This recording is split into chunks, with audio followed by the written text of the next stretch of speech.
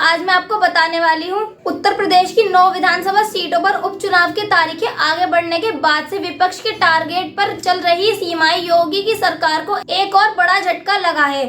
पहले bulldozer action पर supreme court की तल्ख टिप्पणी के बाद अब यूपी में मदरसों को लेकर सुप्रीम कोर्ट ने यूपी सरकार को बैकफुट पर ला दिया है, जिसको लेकर अब एक तरफ मुस्लिम धर्म गुरुओं की ओर से रिएक्शन की बाढ़ आ गई है, तो वहीं अपनी रियासत जमीन को वापस मजबूत करने के इरादे से यूपी उपचुनाव के मैदान में अकेली उतरी।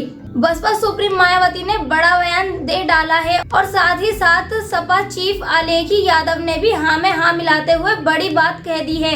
यूपी में मदरसों को लेकर एक बड़ा फैसला आज सुप्रीम कोर्ट ने सुनाया है, जिसे सूबे की सीएम योगी की नेतृत्व वाली बीजेपी सरकार के लिए एक अनएक्सपेक्टेड झटके के तौर पर देखा जा रहा है। सुप्रीम कोर्ट ने आज उत्तर प्रदेश मदर शिक्षा कानून 2004 की संवैधानिक को बरकरार रखा है। साथ ही इलाहाबाद हाई कोर्ट का फैसला खारिज करते हुए सुप्रीम कोर्ट ने कहा है कि हाई कोर्ट ने इस कानून को संवैधानिक ठहराया है, क्योंकि हाई कोर्ट ने इसी साल इस कानून को संवैधानिक बताते हुए खारिज कर दिया था। एक तरफ सुप्रीम कोर्ट ने यह फैसला सुनाया तो वहीं दूसरी तरफ मुस्लिम धर्म गुरुओं से लेकर तमाम रियासती दानों की तरफ से इस मुद्दे पर बयानबाजी भी सामने आई और इसी कड़ी में बसपा सुप्रीम को सपाची चीफ अखिलेश यादव का साथ मिल गया।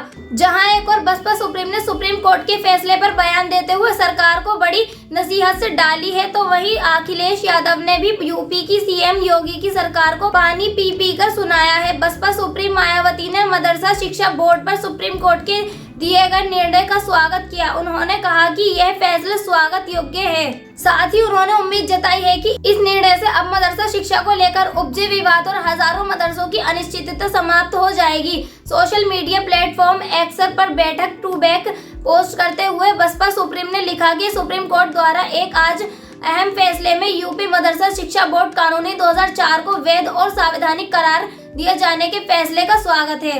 इस पर सही से अमल जारी है। अगले पोस्ट में बसपा सुप्रीम ने लिखा कि सुप्रीम कोर्ट के फैसले के बाद अब खासकर यूपी के मदरसों को मान्यता मिलने और उनके चालू संचालन में स्थायित्व आने की संभावना है। सुप्रीम कोर्ट के 9 जजों के बीच द्वारा हर निजी संपत्ति के संवैधानिक अनुच्छेद 29B के तहत सामुदायिक संपत्ति का हिस्सा नहीं मानना और इसका अधिग्रहण करने से रोकने के फैसले पर भी स्वागत है। अब तक सरकार के पास आम भलाई हेतु सभी निजी संपत्तियों को अग्रिहति करने का अधिकार था। उधार यूपी मदरसा एक्ट को संवैधानिक करार दिए जाने के सुप्रीम कोर्ट के फैसले पर प्रतिक्रिया जाहिर करते हुए सपा चीफ अखिलेश यादव ने कहा कि अभी तक के जो कार्यकाल देखेंगे सबसे ज्यादा सुप्रीम कोर्ट की फटकार उत्तर प्रदेश सरकार को मिली है। समय समय पर उत्तर प्रदेश सरकार ने असंवैधानिक काम किए हैं, उसका परिणाम यह है कि अदालत हस्तक्षेप करती है। हमें पूरा भरोसा है कि जितनी भी संवैधानिक फैसले लिए हैं वो सब टर्न डाउन होने चाहिए। यह आपको बता दें कि यूपी विधानसभा चुनाव में कैंपेन की शुरुआत अखिलेश यादव ने गाजियाबाद से की है।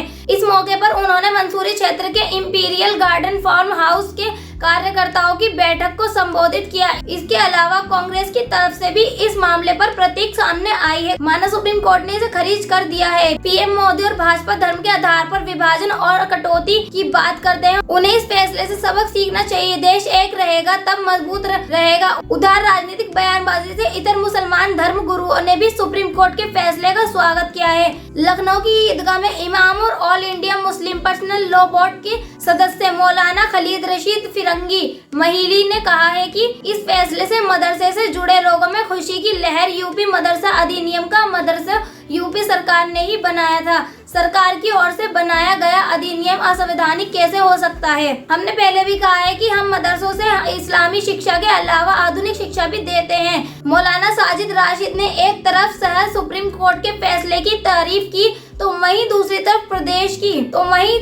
प्रदेश की सीएम योगी की सरकार पर जमकर हमला बोला।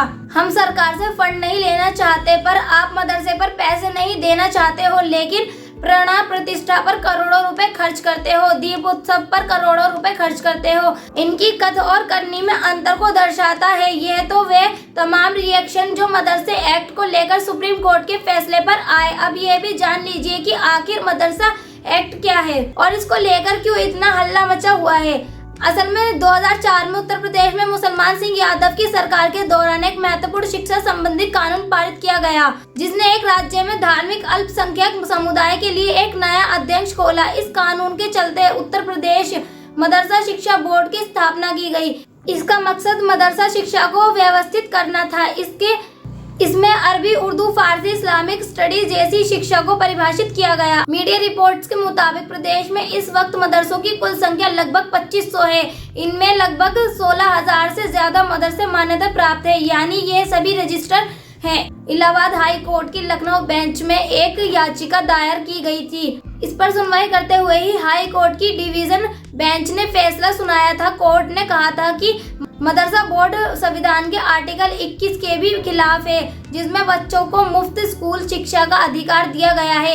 इलाहाबादी हाई कोर्ट ने कहा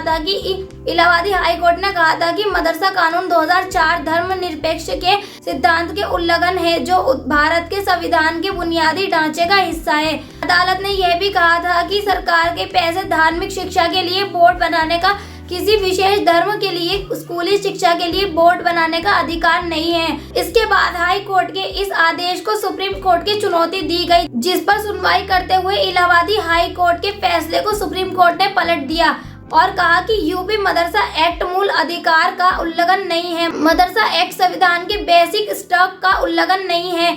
शिक्षा गुणवत्ता नियम मदरसों के प्रशासन में हस्तक्षेप नहीं है। सिलेबस के साथ छात्रों का स्वास्थ्य भी जरूरी है। सुप्रीम कोर्ट का यह आदेश योगी सरकार के लिए क्या मायने रखता है, ये भी जानना जरूरी है। कोर्ट ने अपने आज के आदेश पर साफ तौर पर कहा कि राज्य शिक्षा के मानकों को रेगुलर कर सकता है। सरकार शिक्षा को नियमित करके कानून बना सकती है। हालांकि इससे पहले हाई कोर्ट के फैसले के बाद उत्तर प्रदेश में सभी मदरसों को मान्यता खत्म कर दी गई थी। सरकार ने मानक पूरा करने वाले यूपी बोर्ड सीबीएसई या फिर आईसीएसई से मान्यता लेकर प्राथमिक या प्राथमिक विद्यालयों की तर्ज पर संचालित करने का आदेश जारी किया था। यानी कुल मिलाकर सुप्रीम कोर्ट के आज के फैसले से उत्तर प्रदेश के लगभग 16,000 मदरसों को राहत की सांस मिलती है।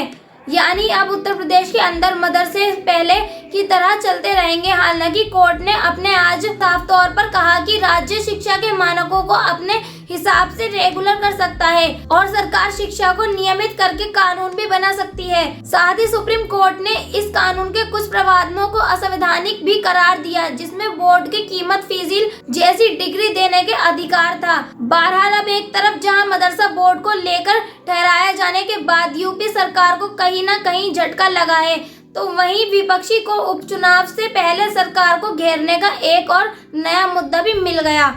फिलहाल इस यूपी खबर पर आपका क्या कहना है, कमेंट में लिखकर जरूर बताएं। यूपी उपचुनाव से जुड़ी तमाम लेटेस्ट अपडेट और देश दुनिया की बड़ी खबरों के लिए बने रहें।